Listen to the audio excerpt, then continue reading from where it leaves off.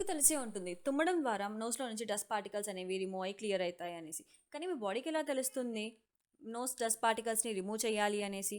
ఎప్పుడైతే మీ నోస్ లోపలికి dust, dirt etcetera enter అవుతాయో అప్పుడు నోస్ లోపల ఉన్న టైనీ సిలియాకి ఇరిటేషన్ అనేది వస్తుంది.